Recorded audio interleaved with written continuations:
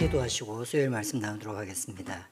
하나님 아버지, 이 시간 우리의 마음을 열어 주님의 말씀을 마음으로 들을 수 있도록 인도해 주시고, 이것이 우리의 삶의 올바른 방향을 인도할 수 있도록 주 인도하여 주시옵소서. 어려운 가정 가운데 있는 우리 꿈꾸는 교회 모든 성도들을 붙잡아 주시길 원하오며 예수님의 이름으로 기도했습니다. 네, 오늘은 에베소서 5장 21절에서 6장 9절의 말씀을 가지고 새 사람은 어떻게 사는가라는 제목으로 말씀을 전하고자 합니다. 어쩌면 우리가 아무런 선입견 없이 성경을 읽게 된다면 성경이 의외로 많은 내용이 영적이라고 생각하는 것보다는 이 땅에서 살아가는 사회생활에 대한 이야기가 많다는 것을 알게 될 것입니다. 왜 그럴까요? 영적인 이야기, 기도했을 때 내 마음에 어떤 감동이 있는지, 말씀을 받는데 세상이 알지 못하는 깨달음이 있는지, 이런 이야기보다 실제로는 사회생활에 대한 이야기, 관계에 대한 이야기가 참 많이 있습니다. 오늘 우리가 읽게 될 에베소서도 마찬가지의 말씀입니다. 에베소서라고 하는 성경 말씀은 바울이 에베소 교인들에게 예수님을 믿기 전에 옛사람처럼 살지 말고 이제 구원받은 새 사람으로 살아가라라고 권면하는 말씀입니다. 그래서 옛사람과 새사람으로 구분되는 인간의 모습이 있는 것이죠. 우리는 예수님을 믿고 나서 새 사람이 되었습니다. 그런데 살아온 습관이나 생각이나 이런 것들이 예수님 믿었다고 하루아침에 바뀌지 않는다는 것입니다. 새 사람이 되었는데 옛사람의 행동을 그대로 갖고 있는 것. 그래서 에베소서는 이것을 옷으로 비유해서 옛 사람을 벗어버리고 새 사람을 입으라라고 말씀하기도 하셨습니다. 그래서 이렇게 새로운 삶을 살아가는 데 있어서 중요한 것이 바로 교회, 성도들의 모임이라는 것을 여기도 알려주시고, 그 모임이, 성도들의 모임을 하나님의 비밀이라고, 그래서 교회가 하나님의 비밀이었다고 말씀하는 것이 에베소서의 말씀입니다. 우리가 이때까지 설교를 통해서 쭉 훑어봤던 것은 사도 바울이 에베소 교인들에게 너희들은 이제 새 사람이다, 그렇게 가르치는 것입니다. 그리고 그러니 옛사람을 이제 벗어버리라, 그렇게 권면을 하고 있는 것입니다. 그러고 나서 이제 서신서의 마지막 쯤 오면서 이제 바울은 구체적으로 새 사람은 어떻게 살아야 하는가라는 말씀을 하고 있는 것입니다. 먼저 원칙적인 이야기를 하시죠. 그 원칙이 바로 5장 21절에 나옵니다. 5장 21절, 그리스도를 경외함으로 피차 복종하라. 새 사람은 여러 가지 특징이 있겠지만 에베소서에서 새 사람의 한 가지 특징을 꼭 집어서 얘기한다면 바로 복종하는 삶입니다. 복종하는 삶, 피차 복종하는 삶, 이것이 새 사람, 그리스도인의 삶이라고 할 수 있습니다. 예수님을 믿고 나면 복종한다는 말이 익숙해져야 됩니다. 우리는 누구 밑에 있는 것, 그래서 어떤 사람의 말을 시키는 대로 하라면 하는 대로 다 하는 것을 그렇게 유쾌한 것이라고 생각하지 않습니다. 좀 불쾌한 것이죠. 그런데 새 사람은 그런 복종의 삶에 익숙해지는 것입니다. 그러나 이 복종하라는 이 말은 모든 사람에게 복종하고 아무한테나 머리를 숙이고 살아라는 것을 의미하지는 않습니다. 피차 복종하라고 얘기하는 것이죠. 서로 복종하라는 것입니다. 세상 사람과 안 믿는 사람들과 서로 복종하며 살으라, 이런 말씀이 아니죠. 이 말씀은 에베소 교회 안에 있는 사람들에게 너희가 서로 피차 복종하며 살으라라고 말씀하신 것입니다. 바로 교회 안에서 성도들끼리 서로 복종하면서 사는 것이 새 사람의 삶이라고 말씀하시는 것입니다. 우리는 교회 안에서 서로 복종하는 마음으로 살아야 됩니다. 저도 여러분한테 복종하고 여러분도 저에게 복종하고 피차 복종하나 그리스도를 경외함으로 복종하라, 이것이 말씀이었습니다. 우리는 신앙이라고 생각하면 내면의 문제라고 생각할 때가 많이 있습니다. 우리 영혼의 문제, 우리 내면의 문제가 신앙의 본질적인 문제라고 생각하죠. 그래서 좋은 신앙생활은 개인의 경건 생활을 잘하고 교회의 모임이나 행사에 잘 참석함으로써 마음을 가다듬는 것, 그리고 또 이렇게 실제로 신앙생활을 하시는 걸 보면 참 신앙생활을 잘하고 계신 것이라고 할 수 있습니다. 그런데 오늘 우리가 읽었던 본문은 교회 안에서 좋은 인간관계를 가지는 것이 새 사람의 모습이라고 얘기하는 것입니다. 한 사람의 모습이 단 하나의 모습만은 있지 않을 겁니다. 그러니 내면의 영적인 부분, 어떤 내면의 문제를 다루는 것도 분명히 신앙 속에 있습니다.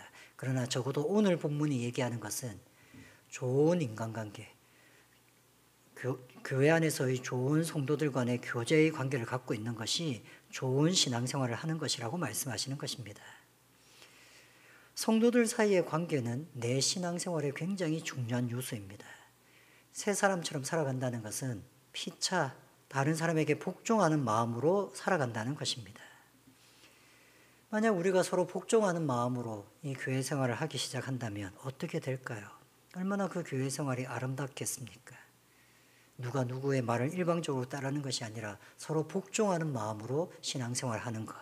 이것이 성경이 우리에게 얘기하는 새 사람의 모습이었습니다. 그리고 그 모습은 그리스도를 경외하는 마음. 경외라는 단어는 두려워하면서 존경한다는 뜻이죠. 그리스도를 존경하는 마음으로, 그리스도를 두려워하는 마음으로 우리 옆에 있는 성도들을 섬기고 복종하라는 것이었습니다. 마치 옆에 있는 성도가 예수님인 것처럼 섬기라는 것이죠.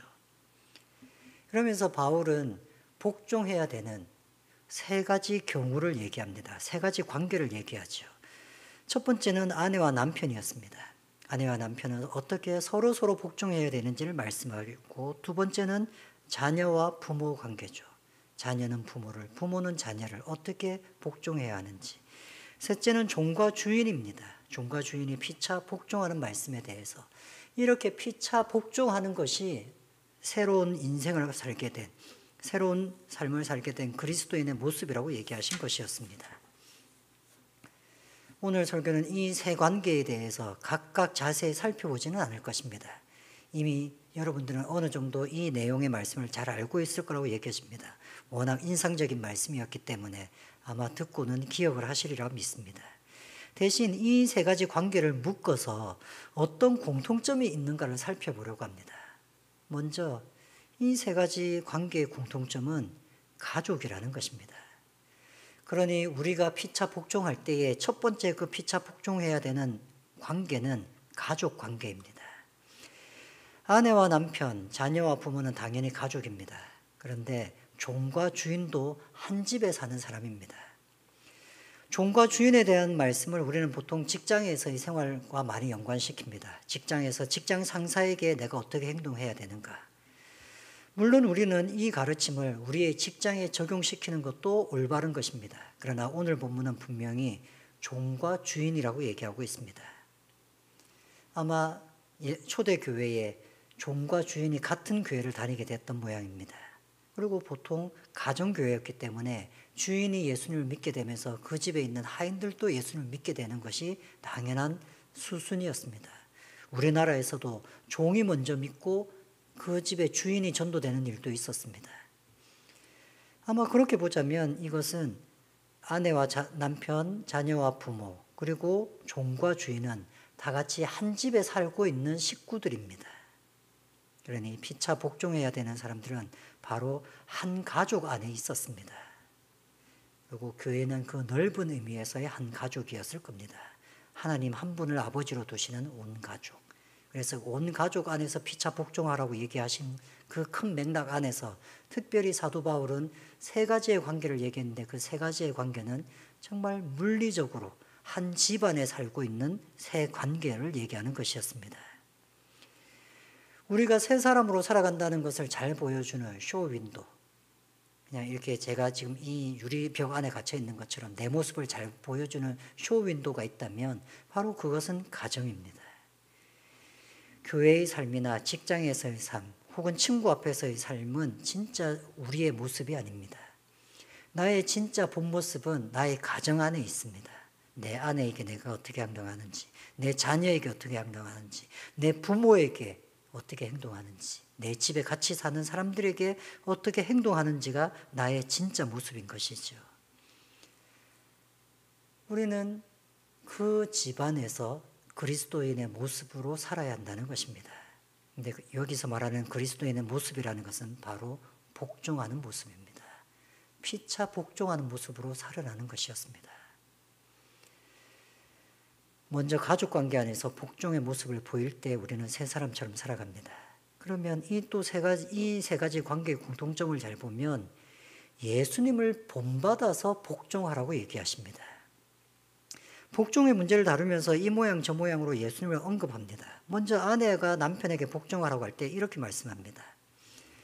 5장 22절에서 24절 아내들이여 자기 남편에게 복종하기를 주께 하듯 하라. 이는 남편이 아내의 머리됨이 그리스도께서 교회의 머리됨과 같음이니 그가 바로 몸의 구주시니라. 그러므로 교회가 그리스도에게 하듯 아내도 범사에 자기 남편에게 복종할지니라.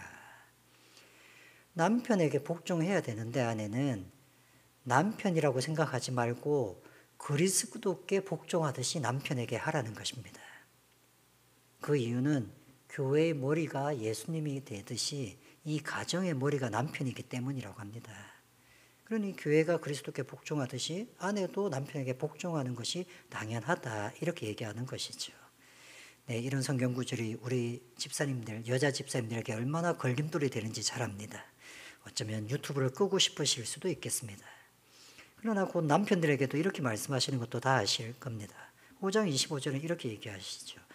남편들아 아내 사랑하기를 그리스도께서 교회를 사랑하시고 그 교회를 위하여 자신을 주심같이 하라. 교회를 위하여 예수님이 자기를 주신 것이 십자가에 달려 돌아가신 것입니다. 그래서 교회를 자신의 핏값으로 사셨다고 얘기하셨죠. 자기 목숨을 바칠 정도로 아내를 사랑하고 섬기라는 것이죠. 이것이 바로 피차 복종하라는 것입니다. 그냥 자녀들까지도 다 얘기하면 자녀들한테도 이렇게 얘기합니다. 주 안에서 너의 부모에게 순종하라. 이것이 옳으니라. 주님 안에서 부모에게 순종하라는 것입니다. 이 말은, 이 의미는 주님이라고 하는 그 믿음 안에서 하라는 말이기도 하지만 주님한테 순종하듯이 부모에게도 순종하라. 이런 표현이기도 합니다. 부모들에게도 이렇게 말씀하셨죠. 또 아비들아 너희 자녀를 노엽게 하지 말고 오직 주의 교훈과 훈계로 양육하라. 자녀를 노엽게 하지 말라는 겁니다. 부당한 대접을 받으면 아이들이 자기도 화가 나는 것이죠. 부당하지 않게 대우해 주면서 내 가르침을 하는 것이 아니라 주의 가르침을 하는 것입니다. 주님의 교훈을 전하는 것이죠. 나의 가르침을 전할 때는 좀 당당하게 전할 수 있습니다. 나도 자수성가했으니 너도 자수성가해야 돼. 이렇게 얘기할 수 있겠죠. 그러나 주의 가르침을 전한다고 생각해 보십시오. 쉬지 말고 기도하고 항상 감사해야 돼. 이걸 전하면서 나는 항상 기도하고 항상 감사하니까 너도 그렇게 해. 이렇게 말할 수 있는 부모가 누가 있겠습니까? 그 가르침 앞에 저나 부모나 자녀들이 다 같이 있는 것이 아니겠습니까?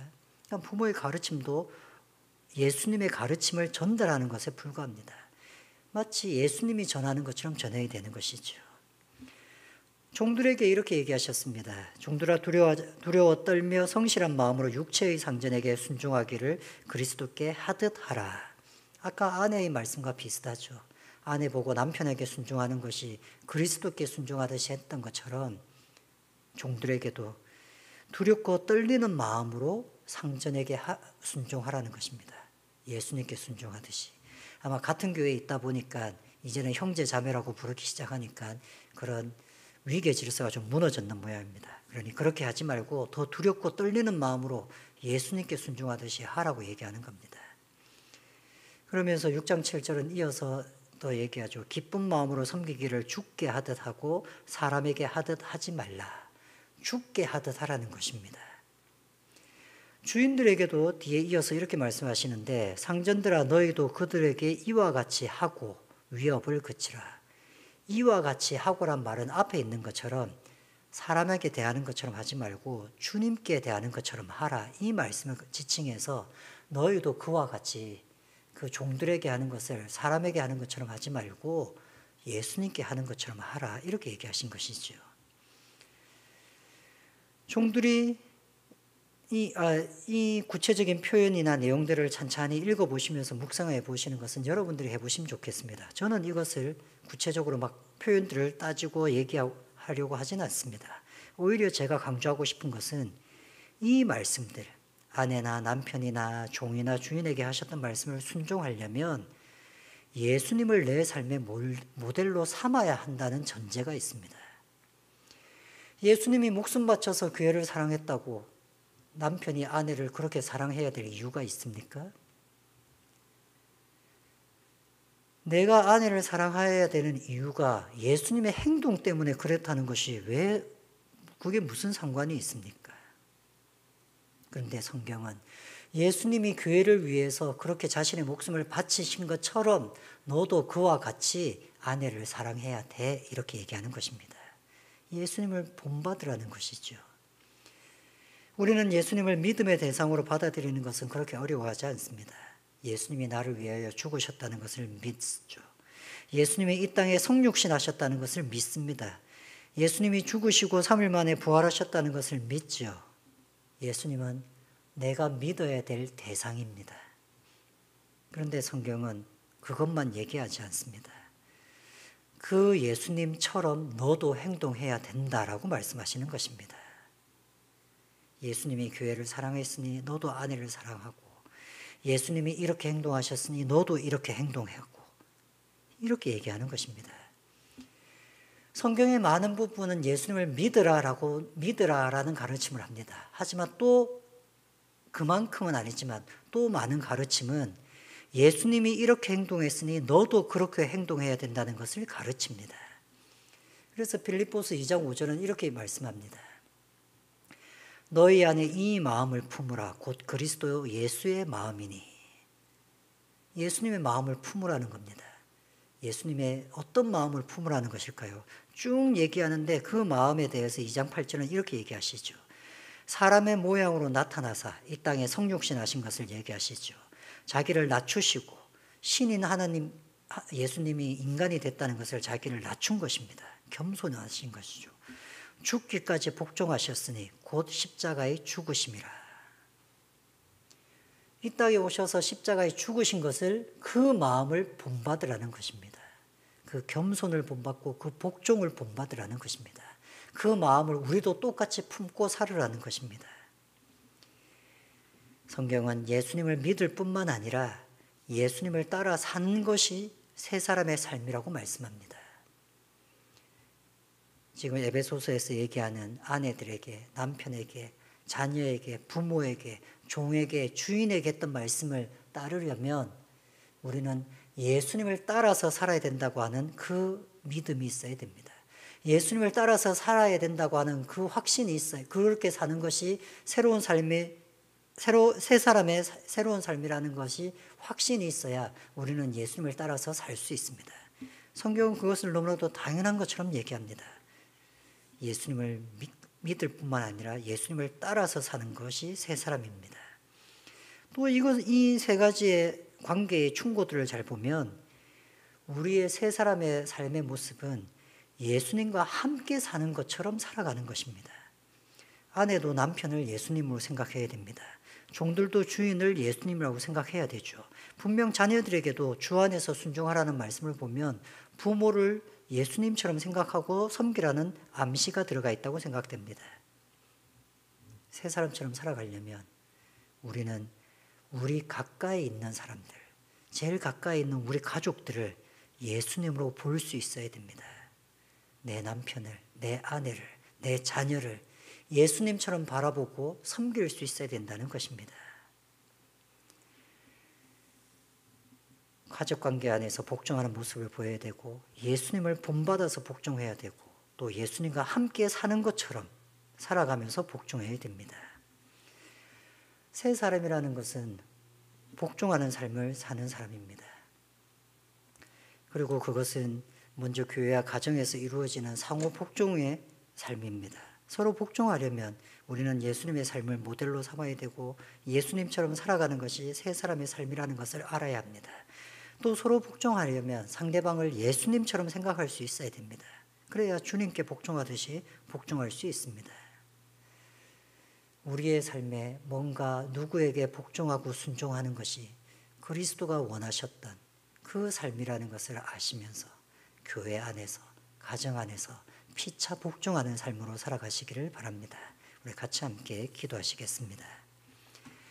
하나님 아버지, 제가 먼저 복종하는 삶을 살아갈 수 있도록 주여 인도하여 주시옵소서. 성도들 앞에 주장하는 사람이 아니라 성도들 앞에서 복종하며 피차 복종의 본이 되는 사람이 될 수 있도록 주여 인도하여 주시옵소서. 먼저 된 자가 먼저 복종할 수 있는 그런 귀한 교회가 될 수 있도록 주여 인도하여 주시옵소서. 특별히 각 가정에서 서로 복종하며 살아가는 가정들이 날마다 늘어갈 수 있도록 우리 교회를 축복하여 주시옵소서. 주님 앞에 복종하며 살아가기로 결심하는 모든 자들 위해 주 예수 그리스도의 은혜와 하나님의 극진하신 사랑과 성령님의 교통교제하게 하심이 주님 오시는 그날까지 영원히 항상 함께 하시기를 축원하옵나이다.